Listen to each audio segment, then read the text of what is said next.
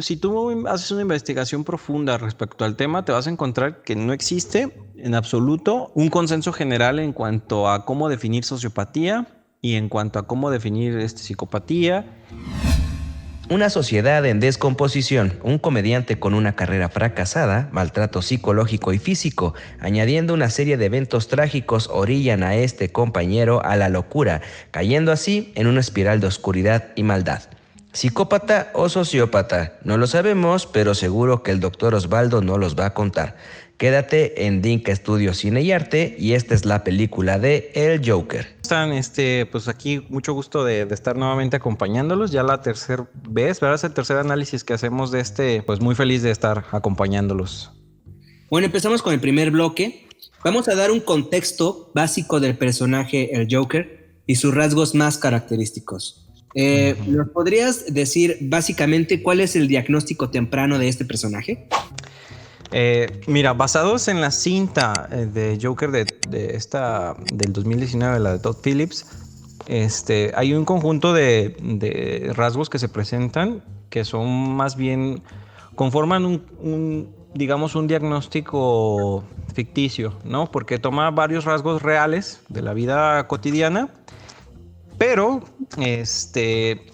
se les da como una cierta reinterpretación del trastorno homólogo en la vida real y pues ahí podría haber cierta confusión, ¿no? Presenta varios rasgos que toma de distintos trastornos, distintas afecciones y pues por ahí podríamos identificar más bien un conjunto de varios. ¿Cuáles son?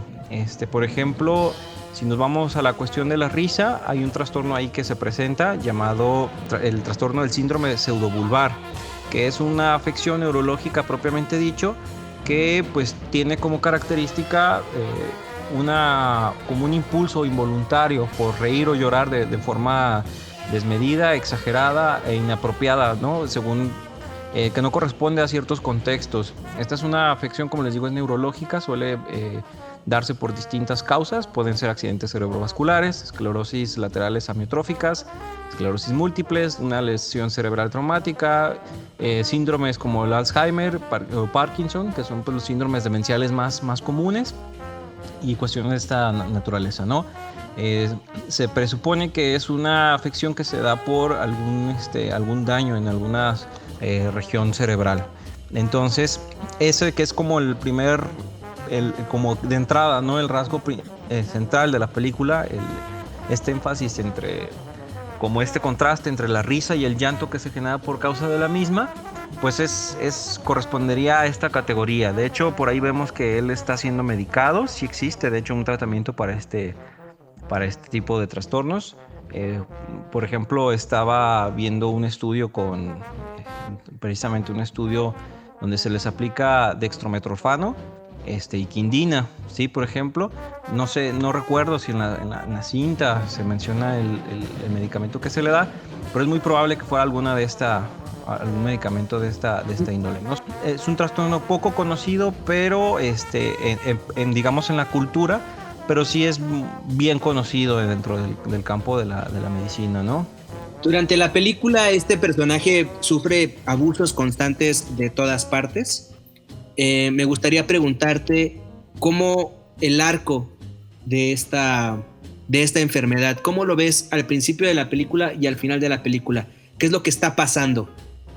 Es que fíjate que ahí es una de las cuestiones donde te digo que entra como esta parte ficticia, porque al ser una afección neurológica termina siendo básicamente una cuestión física y esa pues no habría gran oportunidad, o al menos con la tecnología de hoy, no habría una oportunidad muy grande de ver como tal un desarrollo o evolución, ¿no? del trastorno. Acá en el Joker sí vemos ese cambio, ¿no? De hecho, del patrón de las risas, incluso su tonalidad, la intensidad, la forma en que ríe el personaje en un comienzo y al final, parece responder más bien ahí a una cuestión psicológica más que física. Si recuerdas, al comienzo de la cinta, él de hecho asiste a una institución que le proporciona los medicamentos, pero nunca se nos dice cuál es la causa de su enfermedad, solamente se nos dice que está enfermo, probablemente por cuestiones de guión para no comprometerse de más, Por eso no se nos indica la causa. ¿Por qué razón? Porque si hay una evolución y hay un cambio, entonces probablemente no fuera este síndrome pseudovulvar puro y crudo, así como lo estamos mencionando aquí, sino que la interpretación que el director da aquí es que es una afección con tintes psicológicos que van cambiando en función al historial del personaje, ¿no? En este caso Arthur Fleck. ¿Qué otra afección puede ser similar o podría coincidir con más o menos con este cuadro? Pues algún cuadro psicótico del tipo de esquizofrenia hebefrénica se le considera, o tipo desorganizado, que es uno de los 4 subtipos principales de la esquizofrenia. Este síndrome, subtipo de la esquizofrenia se caracteriza, de hecho es el de peor pronóstico, se le considera así porque la conducta y afectividad de los pacientes se comienza a desorganizar de tal forma que, por ejemplo, el lenguaje se ve alterado, el lenguaje empieza a perder coherencia, hilación, pero también las afecciones, y no es raro encontrar personas que ríen solas, pues sin motivo aparente, o comienzan a llorar de forma inexplicable. Y por ahí, en ese sentido, parece que Todd Phillips decidió hacer un cruce de diagnósticos, ¿no? Por un lado, agarra la faceta clínica, los signos y síntomas más propiamente dichos del síndrome pseudovulvar, quitando esta parte desorganizada del habla, porque aquí Arthur Fleck sí lo vemos hablando perfectamente bien, es muy coherente, es lógico en su forma de razonar por lo general. Tiene unos síntomas que serían psicóticos hasta cierto punto, cuando empieza a tener como ensoñaciones sobre la realidad, que empieza a imaginar cosas. Eso entraría en otro tipo de esquizofrenia llamado paranoide, creencias delirantes. Por ahí vemos que de hecho se inventa una historia de amor, no sé si recuerdes, y que de pronto es como el giro de tuerca en la historia, ¿no? Resulta claro que nunca hubo esta relación de amor. Pues ahí eso entraría y se le conocería como un delirio erotomaníaco, es decir, un delirio que consiste en idealizar una relación con alguna persona, una relación romántica, aunque esta relación nunca existe, ¿no? Entonces, tenemos ahí pues muchos patrones de enfermedades y que están combinados y están solapados. Por eso es lo que te decía, que hablar de un diagnóstico temprano a lo mejor puede ser un poquito complicado en cuanto a que cuando uno entra en esta parte de la psicología y la psiquiatría, es evidente que tomó influencia de varios diagnósticos e hizo uno propio pues para esta cinta. Perfecto. ¿Podemos decir que Arthur Fleck llega a la psicopatía? Fíjate que es una muy buena pregunta, porque usualmente pues se entiende como psicopatía a toda aquella persona, la idea popular, ¿no? Que un psicópata es aquella persona que delinque. Sin embargo, no es esto lo que la psicopatía significa en realidad. De hecho, incluso no todo psicópata es delincuente, ni todo delincuente es psicópata. La psicopatía tiene que ver más con un rasgo de personalidad que un patrón conductual.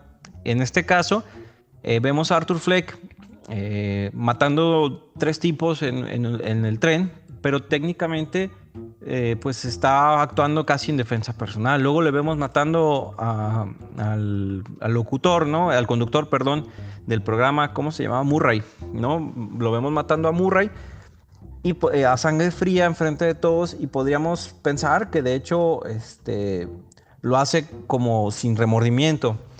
Sin embargo, no parece presentar más bien un cuadro de psicopatía, sino de sociopatía, que son similares, pero no precisamente iguales. ¿Cuál es la diferencia entre un sociópata y un psicópata? Ok, mira, hay una diferencia básicamente en cuanto a la etiología, del trastorno. Se podría decir que esa diferencia se encuentra en las causas que se le atribuyen. A partir de la 4ª edición del Manual Diagnóstico de Trastornos Mentales de la Asociación Americana de Psiquiatría, se crea la categoría como trastorno antisocial de la personalidad, que básicamente lo que querían era dotar de un contexto al trastorno conocido como psicopatía. pero básicamente lo que se creía es que tradicionalmente el término o la etiqueta psicópata se caracterizaba por ser, digamos, psicologicista, es decir, basada en el individuo, mientras que el trastorno antisocial de la personalidad, que conoceríamos hoy en día en forma más coloquial, no más precisa en términos técnicos, pero de forma más coloquial, como sociópata. El psicópata, su característica principal vendría siendo una especie de patrón, una persona que presenta ciertos patrones cognitivos, ciertos estándares morales muy dudosos. Por ejemplo,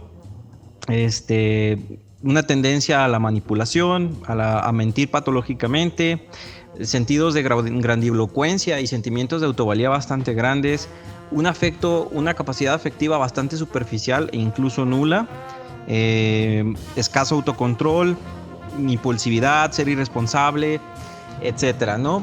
Básicamente ese es como ese desapego por los otros, ese egocentrismo, esa capacidad de manipulación es lo que haría al psicópata.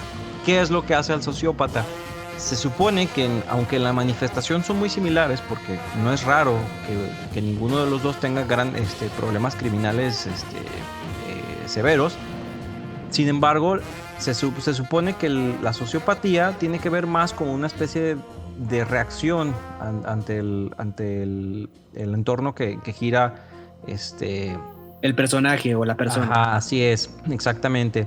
Entonces, podríamos ver en este caso a Arthur Fleck lleno de problemas internos, sí, pero sobre todo es el entorno el que lo va empujando poco a poco y él solamente es reactivo a ese entorno. La diferencia pues estaría en que el psicópata, entre comillas, no responde al entorno de afuera, sino que es de su propia personalidad así, y el sociópata sí es reactivo. Es decir, el sociópata, si hubiera tenido la oportunidad, no habría sido tal, ¿sí? Mientras que el psicópata se cree que es alguien que por naturaleza innata le gusta infringir las normas, él tiene su propio código moral, sí, o bien una anarquía también, o sea, puede ser parte de ese código, ¿no? La única regla es que no hay reglas, etcétera. De hecho, aquí, por ejemplo, sería muy bueno contrastar el Joker de Arthur Fleck acá en la cinta del 2019 con el Joker interpretado por Heath Ledger del 2008, ¿no? El cual tiene más rasgos psicopáticos y otro más actual, más rasgos sociopáticos. De hecho, aquí vemos perfectamente cómo Arthur Fleck es una persona que pues inicia y tiene una intención de salir adelante, construir un futuro, tiene un apego afectivo y lo vemos claramente, por ejemplo, en el caso de esta chica con la que se quiere relacionar. Tenía un apego a distancia por su ídolo en televisión, es decir... Tiene tanto apego afectivo que salva al enanito, le da un beso en la frente y le dice: contigo no hay problema porque tú siempre me trataste bien. Exacto. O sea, así es. O sea, no está... ese mal que vemos en el personaje de Arthur Fleck no viene de adentro hacia afuera, sino de afuera hacia adentro. Y él no lo dirige nunca hacia otra persona que no tenga parte, o sea, de esta historia de abuso y maltrato que ha sufrido él. Eso es, o sea, fundamental entenderlo. Era una bomba de tiempo el vato. Así es, exactamente. O sea, lo van empujando hasta que pues se detona. Mientras que si viéramos el otro Joker, el de Ledger, vemos que muchas veces parece que su único interés es demostrar su punto. Y si demostrar su punto implica matar 1, 2 personas, explotar dos grupos de ciudadanos, él no va a tener inconveniente en hacerlo, porque lo que quiere es mostrar su punto, porque él debe demostrar que él es el que tiene la razón. Aquí sí vemos ese sentido de grandilocuencia. En el caso del Joker de Joaquín Phoenix, no vemos esa clase de personalidad. De hecho, lo vemos inseguro casi todo el tiempo.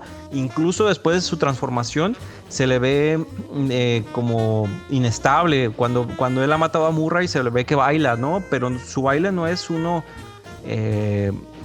no es un baile, digamos, gozoso, sino que está como ansioso y está buscando cómo seguir sacando, cómo manejar esa ansiedad.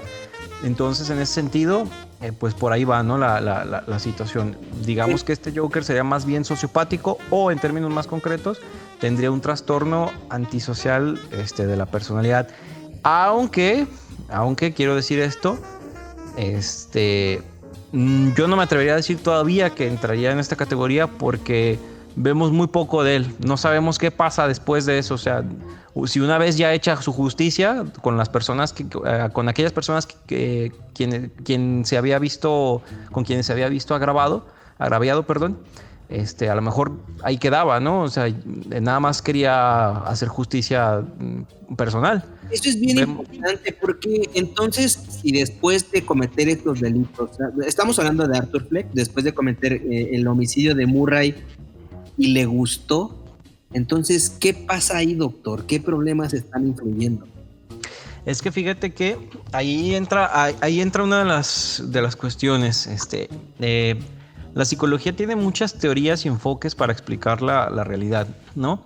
Cuando hablamos de diagnósticos, estamos hablando más que nada de una mera descripción sintomática, sin meternos tanto en explicaciones sobre las causas, ¿sí?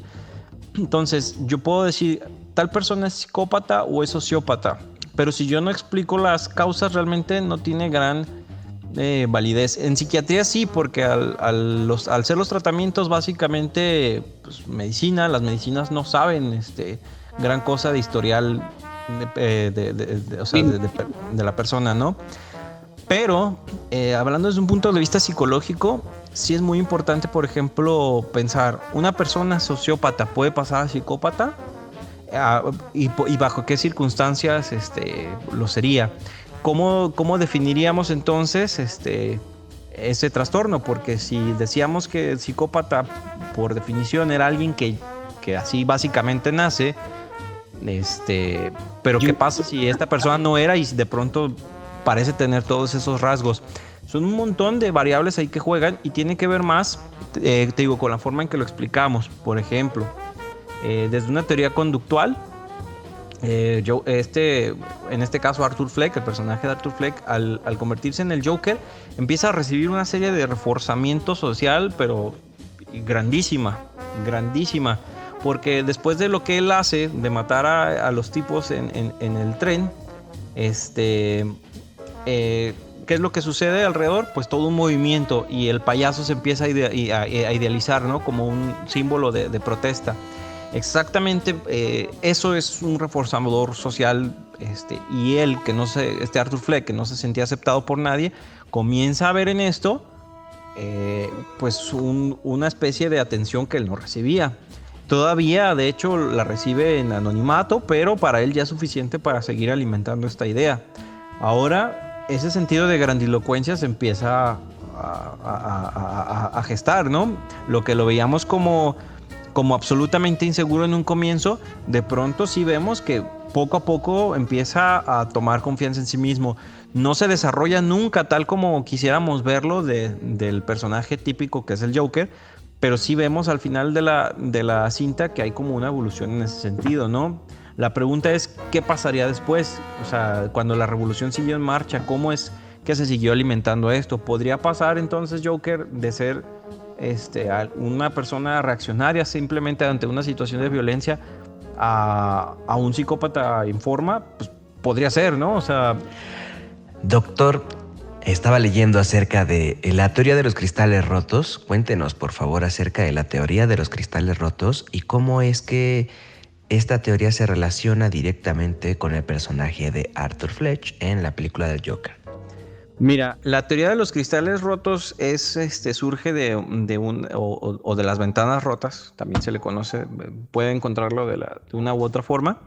Es una propuesta que se realiza de una investigación. El profesor Philip Zimbardo de la Universidad de Stanford, allá por 1969, se hizo un ejercicio muy interesante comparando dos barrios. Uno que de, digamos, estrato socioeconómico más o menos alto y otro de estatus socioeconómico, digamos, bajo, ¿no? El primero sería Palo Alto en California y el otro sería el Bronx en Nueva York. Aquí hay algo, surgen algunas cosas muy, muy interesantes. El ejercicio consistió en abandonar 2 autos idénticos, la misma marca, modelo y color, y uno lo dejó en Palo Alto, en una zona tranquila, bien acomodada, y el segundo en el Bronx, que pues era una parte que se caracterizaba por ser de mala fama, ¿no? Un barrio bravo como lo conoceríamos acá en México. ¿Qué es lo que sucedió aquí? Pues la predicción inicial, que sería que el carro abandonado en la zona del Bronx iba a ser vandalizado y el otro iba a conservarse, se cumple. Pero el investigador dice, pues vamos a ir más allá de esto, ¿no? Entonces, para hacer un pequeño cambio, se le ocurre romper una ventana en el carro que estaba en Palo Alto. Y se dio cuenta que rompiendo la ventana, de pronto la gente comenzó a vandalizar el auto. Rompió la ventana, no se reparó, y como estaba abandonado y roto, pues más gente se le hizo fácil comenzar a vandalizar también el auto. De ahí se llegó a esta idea de que es más probable que ciertas conductas se repitan cuando ya hay un antecedente ahí. En este caso, aplicado a la criminología, aplicado a la conducta social, es más probable que una problemática se dé cuando es un problema pequeño que no se atiende. Lo que trata de esta teoría de explicar es por qué tendemos pues a actuar colectivamente en este tipo de casos, ¿no? Luego otros investigadores, por ejemplo James Wilson y George Killing, desarrollan ya propiamente la teoría, ¿no? Es como un efecto de espiral descendente, ¿no? Del deterioro, donde el desorden y la ausencia de ley generan más desorden y ausencia de ley. Esto ha generado, de hecho, distintas políticas de tipo urbano, donde se pretende precisamente por medio de la planificación ambiental poder disminuir ciertas teorías criminales, ¿no? Por eso vemos mucho que se hace énfasis en la recuperación de espacios públicos, digamos, parques, ¿no? Donde vemos que, en efecto, cuando están abandonados no es extraño saber que hay gente que vende y distribuye drogas ahí, pero en cuanto tienen una rehabilitación y una irrupción del gobierno o alguna asociación de colonos o etcétera, se recupera el espacio primero visualmente y posteriormente la gente vuelve a utilizarlo y puede bajar los índices de criminalidad. Pero vemos aparte que en el entorno alrededor de toda la ciudad de Ciudad Gótica, pues en la película, vemos que hay un ambiente de continua precariedad, ¿sí? Vemos que de hecho es una bola de nieve, ¿no? Es un efecto bola de nieve, claro, donde el cúmulo de situaciones van empeorando siempre la condición, y entre más se empeora la condición de las condiciones, o sea, la condición de la calidad de vida de las personas, obviamente esto tiende a repercutir en su conducta. De hecho, es interesante, en estudios que se pueden realizar en humanos y en animales de psicología, vemos que hay un efecto muy interesante cuando digamos, esto me tocó a mí verlo con ratones, ¿no? Pero está comprobadísimo que pasa también en humanos. Si tú a un animal, a un ratón, por ejemplo, le estás dando un patrón de reforzamiento continuo, le das un premio por cada que realizas cierta conducta, en el momento que tú retiras ese premio, y el animal intenta hacer la conducta que siempre hacía para obtenerlo, ese reforzador, vamos, y ya no lo obtiene, su conducta comienza a ser errática por un momento, porque llega un efecto de frustración donde, al no entender lo que está pasando, porque ya no está recibiendo su reforzamiento, termina curiosamente haciendo conductas, pues de hecho incomprensibles, ¿no? Este efecto de frustración pues es extendible perfectamente a la conducta humana en general, y hay estudios que demuestran esto, ¿no? Y hay una realidad palpable que nos demuestra esto.